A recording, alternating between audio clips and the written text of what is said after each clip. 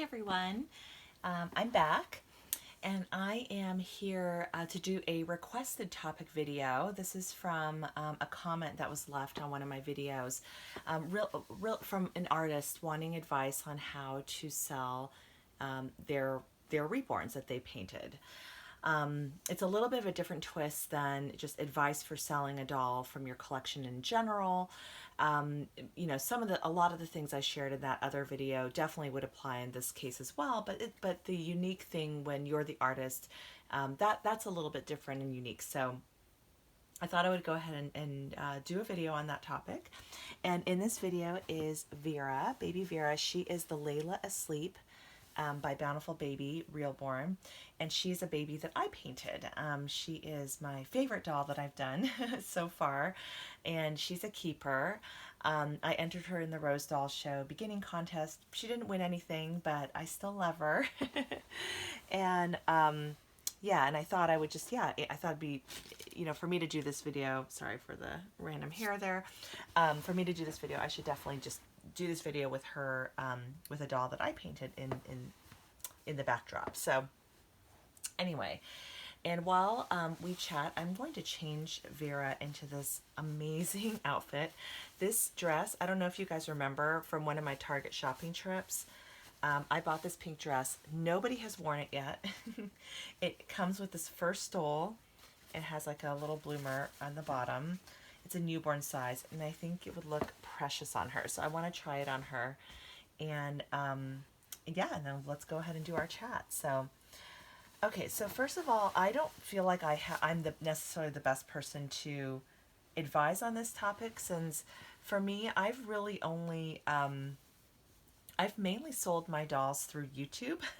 So, and honestly, like that was one, you know, that was one of the reasons I started my channel, because I knew I was going to try to start painting dolls, and I thought, well, probably eventually I'm going to want to sell some of the dolls from my collection, you know, that I'm painting, because I'm not going to be able to keep them all. And so, yeah, so I thought, you know, okay, well, why don't I go ahead and start a YouTube channel? That way, you know, you start to have a little bit of an audience. And so for me, that has definitely been, that's definitely been great. I think that having, I think the main thing is you know, if you're going to list a doll for sale or try to sell a doll that you painted, you're going to need to have, you know, people seeing that doll, right? So whether it's a listing through like Dollfan or a listing in Facebook groups. I don't know how much traffic Dollfan gets. I know Dollfan has a significant number of members, but wow, these bloomers seem extremely huge. That is so weird. This is from Target, by the way, this outfit. So, okay, well, I don't know. The bloomers seem massive.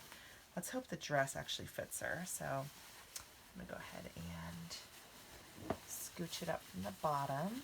And that's kind of how I step into my dresses. Yeah, and so I guess, like, in terms of thinking about how do you reach your audience, that's number one. So whether it's through Facebook groups, eBay, wow, this dress is really large. I may end up changing her back out if it doesn't seem to fit, but we'll try it. It seems very big. Okay. And I think I think it's important to write like a professional listing. I know when I'm buying a doll, like from eBay, for example, direct from the artist, I look, you know, taking great photos is really, really important. That is extremely important. Oh, this does seem to fit her, actually. Okay. Oh my gosh, this is so cute. Oh my goodness, she looks like a princess. This is so cute. Oh my gosh. Okay, I'm going to go ahead and button this little button. Okay. Oh my gosh. She's like, darling. Oh, how cute. Hi, little one. Sorry, guys, I have to pick up Vera. Oh my gosh, she's so cute. Okay. She looks so sweet like that. All right. Now, you know, I don't usually dress my babies in like super dressy clothes like this, but oh my gosh, she looks so adorable like that. How sweet. Okay. So, okay, so let me go back to my chat. It's so hard for me to change and also talk at the same time. But yeah, no, I think that making sure that you have a way for people to see your doll for sale. That's like number one. So, eBay, eBay can be good, but eBay is also very crowded. Like there are just a lot of listings, and there are a lot of these manufactured dolls from China that use the tag word reborn, and therefore they show up in any reborn search you do. Um, I think the doll forums can be good, like Doll Fan, the Bountiful Baby Forum. And then it's important to have I think it's good to have a Facebook page, and that way people will start to follow you, and then when you have a doll for sale, you can list it on Facebook. A lot of artists just do that. They like list it on their Facebook page.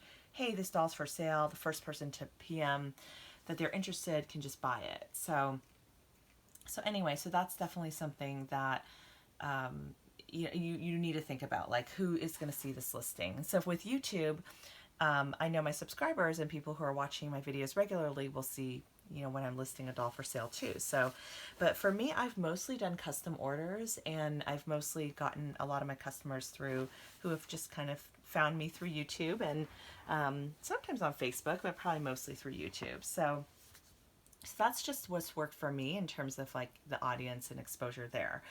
Um, I think another great way to get exposure is to get a table or a booth at a doll show. That's a great way because you're going to have a lot of traffic, foot traffic of doll collectors, coming through, and getting exposure to your work and getting to see it firsthand. And that's how I think a lot of people also discover new artists. Like some of my friends who were at the doll show, and I'll give a little shout out to Janann Duncan. I forget her nursery name, but she had a booth there, and two of my friends actually bought babies from her, and they just loved her work, and but they had not known of her before. So that can be also a great way to get exposure. So and the nice thing I think for doll shows is that people can see your work in person, and you don't have to worry about having to take good photos of the dolls. I feel like same with YouTube. One of the nice things about YouTube is you can show the doll on video. You can have your camera zoom in on the details, and it's a little easier to show the doll. I personally really dislike taking photos. It's one of the parts of the process I really don't enjoy that much. I don't know, it's okay, but it just feels like a hassle having to like set up the props and do all of that, and it just feels like a lot of work.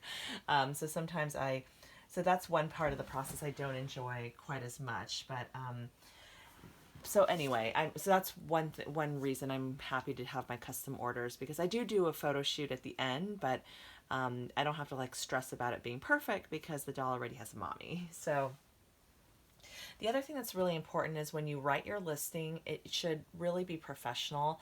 I think on eBay, having a nice template is always helpful. I feel like a lot of the reborn artists who sell on there routinely, who are the more established artists, do use a nice reborn template. It just makes the whole listing look a lot more professional. And then if you have like really good descriptions, like, what kind of paints did you use? What kinds of details did you put on the doll? Does it come with a COA? What is the height, the weight, the length? Sorry, height and length are the same, I guess. But what's the weight of the baby? Is it a limited edition sculpt? Just having all those details in there, I think it is really, really helpful. And including the weight is good too, because for some collectors might want a baby to weigh a certain amount, and they're looking very specifically for that. I think what's hard is when you see listings on eBay where there's just a couple of photos, the lighting's bad, you can't see the doll very well, and and all the photos are from far away. It's really important to have good close-ups so that people can really see see the baby up close and see the details, because I think sometimes when the photos are just far away and you don't get to see any close-ups, you start to wonder, okay, are there flaws that the seller is hiding or the artist is hiding, that sort of thing. But and I'd say the other thing too is to price your work accordingly. And I think you should ask for a fair price for your work. But also, make sure, if you list the doll and you're not getting any buyers and the doll just sits there for forever, you might be pricing a little bit too high. It's possible, and it has nothing to do with whether your work is worth that or not. But it's really, compared to the other dolls on the market, someone might be able to find something that's a little bit, more professional or higher quality done doll for a lower price. Then yours is going to feel like it's priced too high by comparison. But again, I think pricing, it's so individual, it's so subjective. Um, it's completely up to the buyer, and if there's just one buyer who's willing to pay that price, then yeah, your doll was worth that price because, um, the, I think buyers and collectors, we vote with our wallets at the end of the day. So if we don't think a doll is worth that price, we won't buy it. And that's really why also the silicone dolls have gotten so high in price, is because collectors keep paying the prices, and so the prices keep going up and up. So, so I'm trying to think what else. I mean, I think in terms of getting more followers on like Facebook, one tip that I've heard is, you could do an occasional giveaway, things like that. And I think people do that on YouTube channels as well. I've done like a couple giveaways. I don't really tend to do, I haven't done a lot of them, not because I don't want to do giveaways, but mainly because there is a little bit of they do take some work, and I just have so little time right now. So right now my hobby's in a little bit of maintenance mode where I'm doing my videos, but I don't have like a lot of extra time to feel, with giveaways too, there's always some drama that surrounds that. There was a giveaway I did with Annie, for her Maisie that she wanted to give away, and this is kind of helping to give her channel some exposure, and I think it really helped give her a little bit of a boost because people had to subscribe to her channel, subscribe to my channel in order to enter that giveaway. And so that can definitely help, to give you a little bit of a boost and give you more of an audience too. And so yeah, so I think that definitely does help. But I'm trying to think what else, and if a doll like, and if a doll is not selling at a certain price, it's up to you if you want to offer it at a lower price. You might also want to think about whether you're doing an auction or if you're just doing a set price.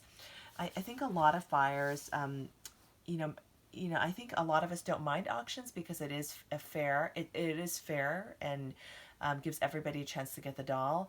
But then a lot of buyers just, especially if they're trying to decide between two dolls, they just want to be able to buy the doll and be done with it. So maybe if you were doing an auction and it wasn't really working well for you, or you weren't hitting your reserve price, maybe just do a buy it now, or just do a set price, and just try that. Another thing you could do is, if you have collectors who have bought babies from you in the past, and I haven't really tried this, but mainly because all of my babies that I've sold have been customs primarily. But one thing you could do is almost, just basically send an email to some of the buyers who have bought from you before and just give them first dibs on a new doll that you're selling. And the nice thing about that is it's a buyer that you trust. You've worked with them before. It'll be a smooth transaction. It'll be more hassle free. You don't have to go through the whole hassle of listing if you can find a buyer that way. So that could also work. But yeah, no, those are really just all my tips. I mean, I think just focusing on doing really good quality work, and I think is important. And if your work isn't good, you just might have to be prepared to price, or not isn't good, but it isn't at the same level as the most advanced artists. You need to make sure that you're pricing realistically for your caliber of work. So anyway, all right, guys, that is all I have to say. Baby Vera is going to say bye. I'll just call her Princess Vera here. She looks really, really cute in this outfit. This is adorable. So anyway, I hope you enjoyed this chat, and if you guys have any other tips to share for my viewer who left that comment, please leave your thoughts below as well. And even if you're not an artist, if you have advice for other artists who are trying to sell dolls that they've painted, And I feel like right now it's still a little bit of a slow time for sales. The summertime is really slow, but I feel like it's going to start to pick up because we're now starting to get into the holidays. People are going to start to think about Christmas, and wanting to get holiday gifts or treating themselves with a Christmas baby. There's nothing more fun than having a baby to open for Christmas, and so and anticipating and just having a little treat for yourself. So, all right, guys, thank you so much for watching. Have an awesome day. I will talk to you all soon. Bye.